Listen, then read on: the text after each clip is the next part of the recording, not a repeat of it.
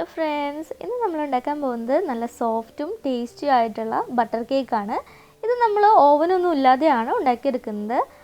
നല്ല ടേസ്റ്റി ആയിട്ട് നമ്മൾ ബേക്കറിയിൽ നിന്നൊക്കെ വാങ്ങിക്കുന്നത് പോലെ തന്നെ നല്ല സോഫ്റ്റ് ആയിട്ടുള്ള ഒരു ബട്ടർ കേക്ക് റെസിപ്പിയാണ് കേട്ടോ. ഇത് വളരെ എളുപ്പത്തിൽ ഉണ്ടാക്കിയെടുക്കാവുന്നതേ ഉള്ളൂ. അപ്പോൾ ഇതെങ്ങനെയാണെന്ന് നോക്കാം. അതിനായിട്ട് ഒരു ബൗളിലേക്ക് അരിപ്പ് വെച്ച് 3/4 കപ്പ് മൈദ, 1 ടീസ്പൂൺ ബേക്കിംഗ് പൗഡർ, 1 നുള്ള് ഉപ്പ് ഇത്രയും ചേർത്ത് നന്നായി ഒന്ന് മിക്സ് ചെയ്തിട്ട് അരിച്ചെടുക്കണം. അപ്പോൾ 2 പ്രാവശ്യമായിട്ട് അരിച്ചെടുക്കുമ്പോൾ അത് നന്നായിട്ട് പൊടികളൊക്കെ മിക്സായി കിട്ടും കേട്ടോ. ഞാനിപ്പോൾ 2 പ്രാവശ്യമായിട്ട് അരിച്ച് പൊടിയൊക്കെ മാറ്റി വയ്ക്കുന്നുണ്ട്. ഇനി നമുക്ക് ഒരു ബൗളിലേക്ക് 120 ഗ്രാം റൂം ടെമ്പറേച്ചറിലുള്ള ബട്ടർ എടുക്കുക. പിന്നെ അതിലേക്ക് 3/4 കപ്പ് പൊടിച്ച പഞ്ചസാര ചേർത്ത് കൊടുത്തിട്ട് ഒരു സ്പൂൺ വെച്ചിട്ടോ അല്ലെങ്കിൽ ഫോർക്ക് വെച്ചിട്ടോ നന്നായി ഒന്ന് യോജിപ്പിച്ചെടുക്കുക. അപ്പോൾ ഇങ്ങനെ യോജിപ്പിച്ചെടുത്ത് കഴിഞ്ഞ് ബീറ്റ് ചെയ്യുന്ന സമയത്ത് പൊടിയൊന്നും തെറിക്കില്ല. അങ്ങനെ പൊടി തെറിക്കാതിരിക്കാൻ വേണ്ടിയിട്ടാണ് നമ്മളിങ്ങനെ ആദ്യം തന്നെ ഒന്ന് മിക്സ് ചെയ്ത് കൊടുക്കുന്നത്. ഇനി ഒരു ബീറ്റർ വെച്ചിട്ട് നന്നായിട്ട് ഇതൊന്ന് ബീറ്റ് ചെയ്തെടുക്കാം. അപ്പോൾ ഹാൻഡ് വിസ്ക് വെച്ചിട്ടൊക്കെ എളുപ്പമല്ല ഇത് ബീറ്റ് ചെയ്തെടുക്കാനായിട്ട്, കാരണം നല്ല ക്രീമി ആക്കി എടുക്കണം. എന്നാൽ മാത്രമാണ് നമ്മുടെ ബട്ടർ കേക്ക് നല്ല സോഫ്റ്റ് ആയിട്ട് കിട്ടുള്ളൂ. അപ്പോൾ കുറച്ച് നേരം ബീറ്റ് ചെയ്തെടുത്തതിന് ശേഷം ആ സൈഡിലേക്കൊക്കെ തെറിച്ചിട്ടുള്ള ബട്ടർ ഒന്നുകൂടി ഒരു കയ്യിൽ വെച്ച് ഒന്ന് യോജിപ്പിച്ച് കൊടുത്ത് വീണ്ടും ഒന്ന് ബീറ്റ് ചെയ്തെടുത്ത് കഴിഞ്ഞാൽ നല്ല ക്രീമിയായിട്ട് നമുക്ക് കിട്ടും. ഇനി അതിലേക്ക് 2 മുട്ടയുടെ മഞ്ഞ ഓരോന്നായിട്ട് ചേർത്ത് കൊടുക്കുക. ഒരെണ്ണം ചേർത്ത് കൊടുത്ത് നന്നായി ഒന്ന് ബീറ്റ് ചെയ്തെടുത്തതിന് ശേഷം അടുത്ത മുട്ടയുടെ മഞ്ഞ ചേർത്ത് കൊടുക്കാം. രണ്ടും ഒരുമിച്ചിട്ടിട്ട് ചേർത്ത് കൊടുക്കണ്ട, ഓരോന്നായിട്ട് ചേർത്ത് കൊടുത്താൽ മതി കേട്ടോ. എന്നിട്ട് നല്ലതുപോലെ മിക്സ് ചെയ്തെടുക്കുക.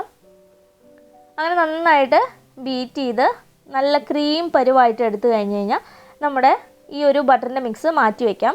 അതിനുശേഷം മറ്റൊരു ബൗളിലേക്ക്, നല്ല ക്ലീൻ ആയിട്ടുള്ള ബൗൾ വേണം എടുക്കാനായിട്ട്, അതിലേക്ക് 2 മുട്ടയുടെ വെള്ളയും 1/2 ടീസ്പൂൺ വാനില എസൻസും കൂടി ചേർത്തിട്ട് നല്ലതുപോലെ ഒന്ന് ബീറ്റ് ചെയ്ത് പതപ്പിച്ചെടുക്കണം. നന്നായി പതഞ്ഞ് നല്ല ഒരു സ്റ്റിഫായിട്ട് വരുന്ന ഒരു സ്റ്റിഫായിട്ടല്ല, നല്ലൊരു സ്റ്റിഫ് പീക്ക് വരുന്ന പോലെ ഒരു പരുവായിട്ട് വരും. ആ രീതിയിൽ നമുക്കിതൊന്ന് പതപ്പിച്ചെടുക്കാം.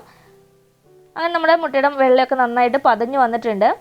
ഇനി നമ്മൾ ആദ്യം റെഡിയാക്കി വെച്ചിട്ടുള്ള ബട്ടറിൻ്റെ മിക്സിലോട്ട് അരിച്ചു വെച്ചിട്ടുള്ള മൈദയുടെ മിക്സ് കുറേശ്ശെയായിട്ട് ഇട്ട് കൊടുത്തിട്ട് ഒരു കയ്യിൽ വെച്ച് ഇതുപോലെ ഇങ്ങനെ മിക്സ് ചെയ്ത് കൊടുക്കണം.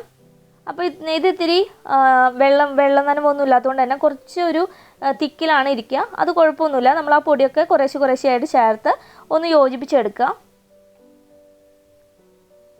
അപ്പോൾ ഒരു കട്ട് ആൻഡ് ഫോൾഡ് മെത്തേഡിൽ നമുക്കതൊന്ന് മിക്സ് ചെയ്തെടുക്കാം.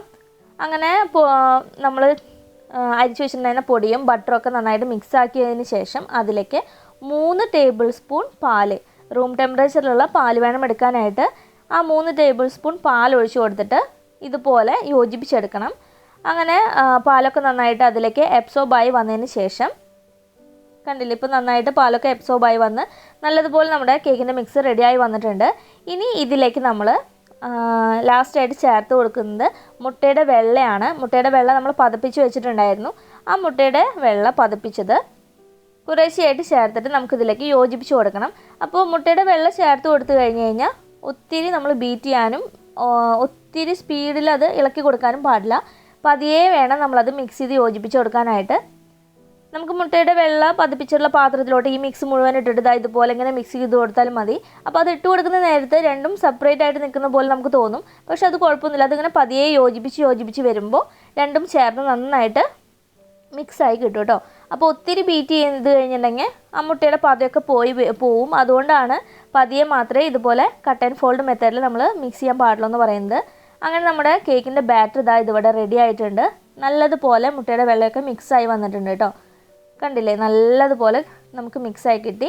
ഇനി ഏത് ട്രേയിലാണോ അല്ലെങ്കിൽ ഏത് കേക്ക് ടിന്നിലാണോ നമ്മൾ കേക്ക് ഉണ്ടാക്കിയെടുക്കുന്നതെങ്കിൽ അതിൽ കുറച്ച് ബട്ടറോ ഓയിലോ സ്പ്രെഡ് ചെയ്തിട്ട് ഞാനിപ്പോൾ ഒരു ബട്ടർ പേപ്പർ കൂടി വെച്ച് കൊടുത്തിട്ടുണ്ട്. അതിലേക്ക് നമ്മുടെ കേക്കിൻ്റെ മിക്സ് ഇട്ട് കൊടുക്കാം.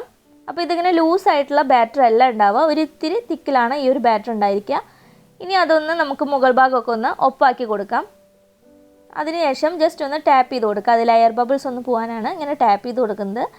ഇനി 10 മിനിറ്റ് മീഡിയം ഫ്ലെയിമിൽ പ്രീ ഹീറ്റ് ചെയ്തിട്ടുള്ള ഒരു കടായിലോട്ട് നമുക്ക് ഈ ഒരു കേക്കിൻ്റെ ടിന്ന് വെച്ച് കൊടുക്കാം. അപ്പോൾ അതിൽ വെച്ചിട്ടുണ്ടായിരുന്ന സ്റ്റാൻഡിന് മുകളിലാണ് നമ്മൾ കേക്ക് ടിൻ വെച്ച് കൊടുത്തിട്ടുള്ളത്. പിന്നെ നമ്മൾ അടച്ചു വയ്ക്കുന്ന പാത്രത്തിൻ്റെ മൂടിക്ക് ഹോൾ ഉണ്ടെന്നുണ്ടെങ്കിൽ അതൊരു ഫോയിൽ പേപ്പർ വെച്ചിട്ട് അടച്ചു വയ്ക്കുക കേട്ടോ. എന്നിട്ട് മീഡിയം ഫ്ലെയിമിൽ 30 to 35 മിനിറ്റ് വരെ നമുക്കിതൊന്ന് ബേക്ക് ചെയ്തെടുക്കാം. മീഡിയം ഫ്ലെയിമിൽ ഇട്ടിട്ട് വേണം നമ്മൾ ബേക്ക് ചെയ്തെടുക്കാനായിട്ട്. ഇപ്പോൾ ഒരു 35 മിനിറ്റ് കഴിഞ്ഞിട്ടുണ്ട്. നമ്മുടെ കേക്കൊക്കെ നന്നായിട്ട് പൊങ്ങി വന്നിട്ടുണ്ട് കേട്ടോ. ഇനി നമുക്ക് മൂടി ഓപ്പൺ ചെയ്ത് ഒരു സ്റ്റിക്ക് വെച്ച് അതിൻ്റെ സെൻറ്ററിലൊന്ന് കുത്തി നോക്കാം. കണ്ടില്ലേ, മാവൊന്നും പറ്റി പിടിച്ചിട്ടില്ല. നമ്മുടെ കേക്കൊക്കെ റെഡി ആയി വന്നു. ഇനി അതൊന്ന് തണുക്കാനായിട്ട് മാറ്റി വയ്ക്കാം. തണുത്തതിന് ശേഷം നമുക്കതൊരു ഒരു പ്ലേറ്റിലോട്ട് മാറ്റാം. അപ്പോൾ കണ്ടില്ലേ, നല്ല അടിപൊളി ബട്ടർ കേക്ക് ഇവിടെ റെഡിയായി.